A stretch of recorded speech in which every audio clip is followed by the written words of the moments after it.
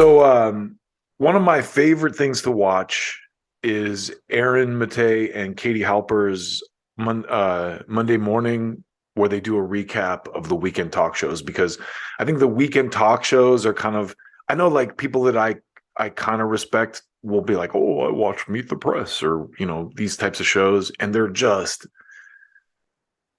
Chuck Todd is literally the biggest ass clown on television. The guy is, I mean, I could go off for hours. I should do a whole piece on just him. But I think Katie and Aaron do a good job kind of recapping some of the ridiculousness of some of these shows. And one of these pieces that they did recently that really stuck out to me was this one about these congressional people, these people in Congress doing war games for China, for a war with China. And it completely, Kurt Metzger actually said this, but it completely reminded me, even before I heard Kurt say this, of Dungeons and Dragons, right? So watch some of this for a minute. This is great. They even have, yeah, U.S. forces, you'll see. U.S. men and women would defend Taiwan in the event of a Chinese invasion. Yes. President Biden last fall saying for the first time. It sounds like someone like squeezed him to get him to say like, yes, yes, yes. Love that clip because it's like he's answering the most serious question possible. Like, would you go to war against another country that also has nuclear weapons? And he answers it in the most like sheepish, confused. He sounds confused. Right. And he sounds like, it's not the kind of tone of voice you want to use when you're speaking about going to war with any country, let alone a nuclear power. Yes. I know that was a little unceremonial. And then, of course, classic Biden, his aides had to walk that back. Right. Because it's not official U.S. policy. At least it's not stated U.S. policy to go to war with China over Taiwan, even though it's de facto U.S. policy. So he was being honest. But I guess his confusion came from the fact he couldn't remember at the time whether he was allowed to be honest. Right, exactly. That question or not. So he was just like, yeah. What are we saying? Yeah. What are we saying? China invades Taiwan, the U.S. would send troops to defend it.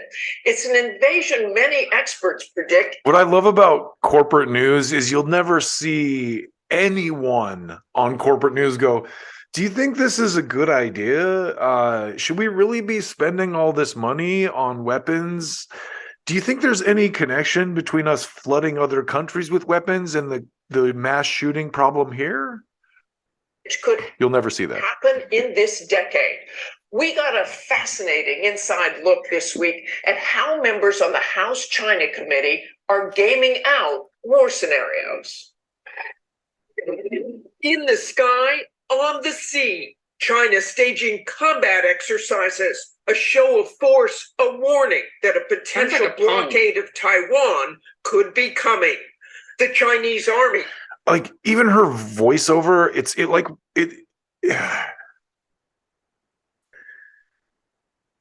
it's like my substitute teacher is doing the news from third grade, and she's got this really self-important kind of cadence. So she's like, we're wargaming out scenarios. Like, I'm informing you of this important thing.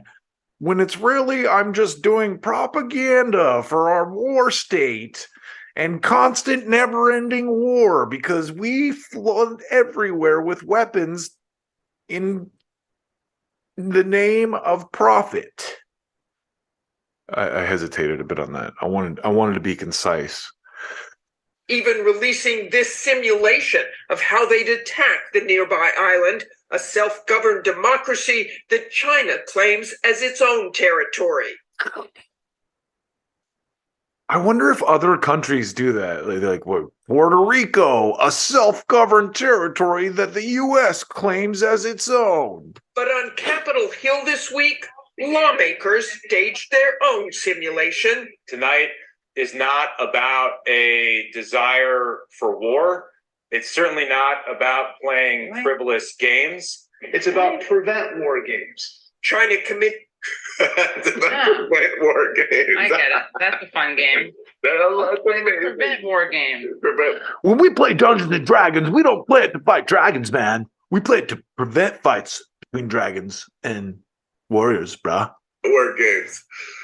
These aren't these war games. dorks- These are prevent war games. These dorks acting out their fantasy of a war and feeling tough from like the congressional chamber have to, realize Exactly. how ridiculous they look. So they have to pretend as if they're trying to prevent. It's a prevent war game. Right. We're gaming out how to attack China, so we can prevent war with China. It says You know, hair man. When I was like, why does it say hair? I'm not sure.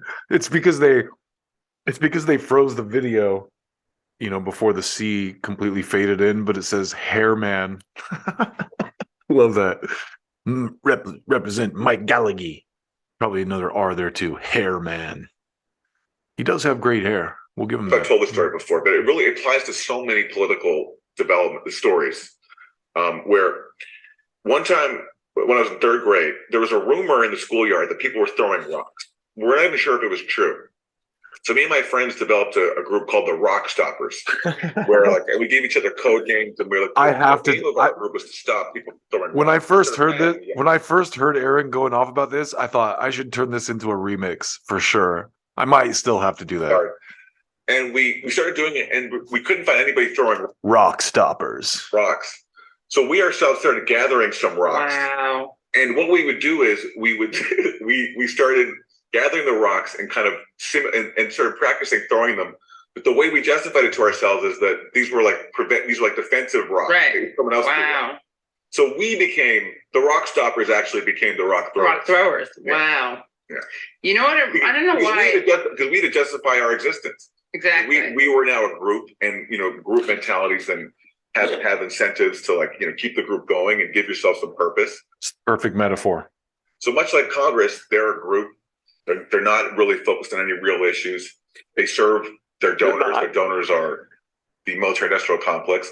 So they have to serve their purpose too, which is to actually generate war. So how do they justify it? They're the war stoppers. Right, but they're really the war throwers, the That's war right. starters. For That's some right. reason, it went into my head. Remember this game, Operation? Yeah. I don't know why this came into my head, but when they're talking about war games, I immediately kind of thought of we're not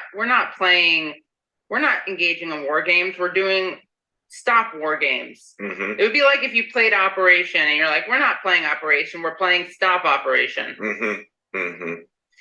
That poor guy in Operation does not Poor look guy. very. He does not look very Yeah. well. Yeah. Yeah. Well, that's why they had to pretend that the goal of it was to stop the operation, not to actually operate. I think she just thought of operation because it's related to military Let's go operation. back to this clip. Is there The more book of this? was in 1980s. Yeah, there's more. And Mike Gallagher and ranking member Raja Krishnamurthy set up the exercise with the Center for New American Security. Yeah, like Martha Raditz's cadence just reminds me of like a substitute teacher who's like trying really hard to make it known that she's saying something important. Like, and they did the thing at the Congress place where they showed the weapons that they might use if China was to invade Taiwan. This game is going to be a Chinese invasion of Taiwan set in Center for New American Security. It's a classic, Wonder if it's anything like the Center for. So that what was that thing called? The PNAC, the Project for the New American Century, was that group that had like Wolfowitz Rumsfeld and all the guys who did the Iraq War.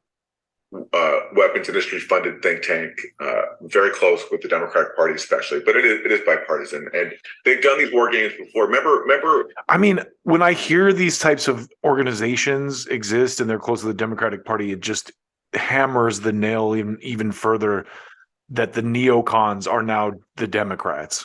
Like we played Because that's a neocon thing, and it's just migrated over to the Democratic Party. a clip from Meet the Press of a war game with China. Yeah. I believe that was CNAS as well. And CNAS and PNAC, the Center for New American Strategy or whatever, and then Project for the New American Century. Center for New American Security. And this Sorry, Center for New American is Security. what they do. This is what they do. It's grown babies simulating war. That's what this is. Acting out their fantasies of a war. Right, like I said, it's congressional Dungeons and Dragons.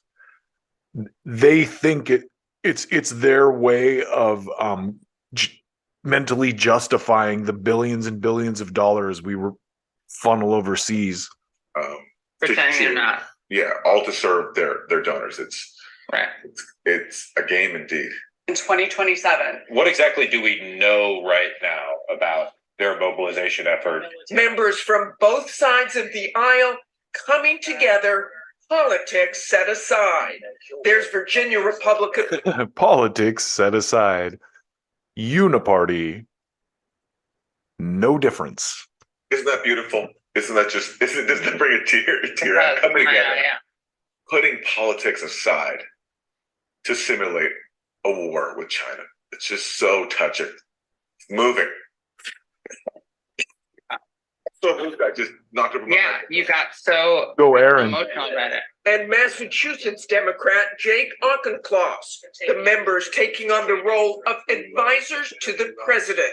What have we communicated to expats and students from China? This is part of what you get to decide. That's Stacey Mm. Pettijohn, a senior What do we communicate to expats? Expats? Did you just say expats? Oh my God. I've always wanted to use that word. This is amazing. She's the dungeon master. fellow from CNAS, acting as the game master. The chairman of the Joint Chiefs can't pick up the phone and talk to his PLA counterpart. That's the hairman.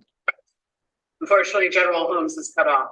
Retired General Mike Holmes is playing the role of chairman of the Joint Chiefs, laying out to members what military options there are, The biggest benefit from fighting from a distance is you can preserve and protect your forces. but diplomatic. I wonder if I wonder if they just do this so China can see it. They're like, see, look, guys, we're planning it out. We're coming at ya.